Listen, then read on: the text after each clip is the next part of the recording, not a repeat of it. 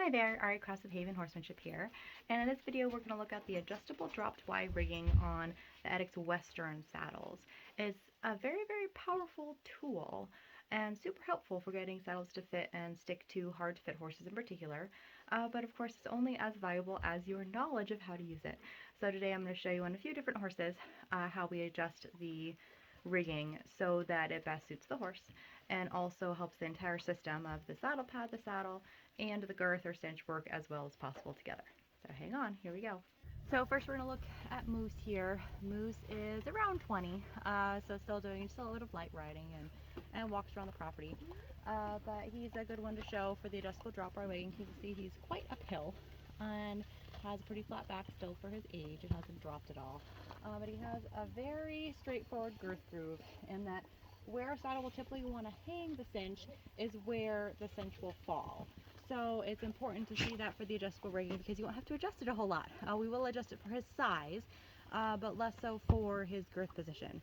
Whereas next we'll look at a horse that needs significant adjustment with the sliding rigging for his conformation. So I'm going to go ahead and put it all on and show you exactly what I did. Okay, so we have the Tahiro on, and I have the drop bar rigging on the last hole because he's huge and also because he does tend to have saddle slipping issues backwards because he's so uphill. So of course we have the saddle pad shimmed appropriately, but part of the strength of the adjustable drop bar rigging is to help keep the saddle in place. The lower you can have your ring, the more stable it will be. So with the adjustable drop bar rigging, it's important to strike a balance between if you have a hard to fit horse but they're smaller, you want to have the adjustable drop bar rigging as low as you can, but also of course high enough that it's not interfering with cinching up the saddle. I'm going to go ahead and cinch up the saddle and show you how that looks. So for this horse, because he has a girth groove that is right where the rigging hangs at, you'll see the rigging is just about centered. Later I'll show you what we do with the horse that has a forward girth groove, and therefore we have to adjust the rigging forward. Okay, here he is all cinched up. So you can see we're using the super girth cinch because he has a straight girth groove in that where the saddle wants to hang it is right where it wants to lay. So the rigging is centered between the two rings up top. We have it on the last hole because it's huge and has some saddle slipping issues. And you'll see the right where it hangs it. You know, we've got a good hand gap here, and that's what we want to see. We want there to be as straight of a line as possible from the bottom of our cinch or all the way through the rigging up to where the rider's sitting. That is our ideal alignment, okay? And we'll see how that gets more complicated when we look at a horse with a forward girth groove. Okay, next we're going to look at Sierra. Sierra's around 13.2, so we'll be putting an extra small Tiamo on her. She teaches the kids. She is slightly downhill. Try to get out of the way. She's slightly downhill, as you can see, but she does have a very flat back as well, so we do shim her for being a little bit downhill, but also that she lifts her back when she works, which can really tip the saddle forward. She has what I would classify as a slightly forward girth groove. Because she's also downhill, we do use a crescent cinch on her because that seems to help free up her shoulders to move.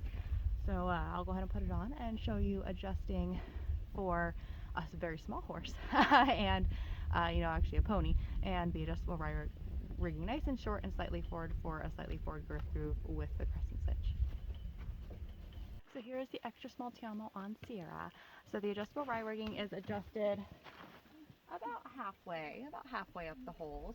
And the reason for that is, remember, she is little, but we also are looking for more saddle stability and security on her because she's downhill, she has a flat back, and she also has a slightly forward girth groove.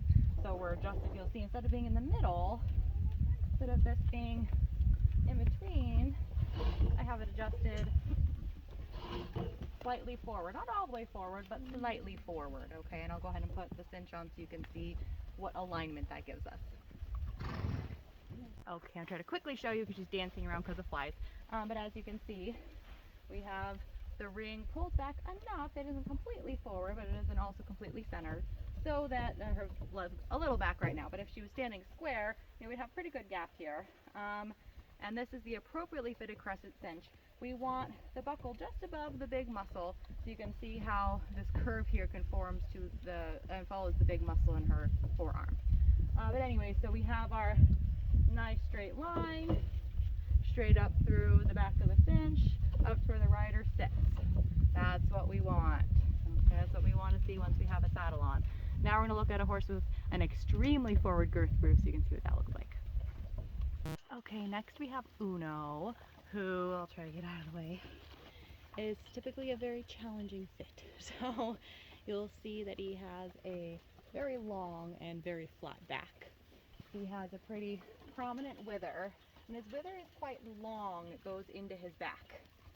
He also has a forward girth groove, and when you combine the long wither with the forward girth groove, you end up with a very forward girth groove because the saddle needs to sit a little bit further back than we would typically put it, and then your girth groove is even further forward because the saddle has to sit a little bit further back. So he is an example of a horse that fits like they have an extremely forward girth groove. So I'll show you what that looks like and where I slide the rigging to.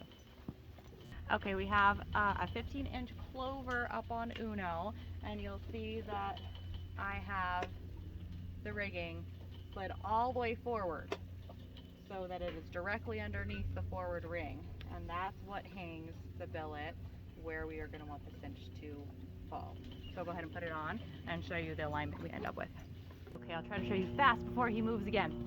So as you can see, with the adjustable Y rigging slid all the way forward, it hangs the girth right where we want it, and, well, I'm sorry, the cinch, and the back of the cinch lines up beautifully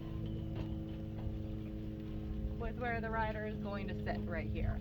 So no matter where our horse's girth groove is, we want to be sliding the rigging so that the cinch, latigo, rigging, and where the rider is sitting are all in as straight of alignment as possible, as close to perpendicular to the ground as possible. That is what will limit your saddle sliding forward or backwards or side to side.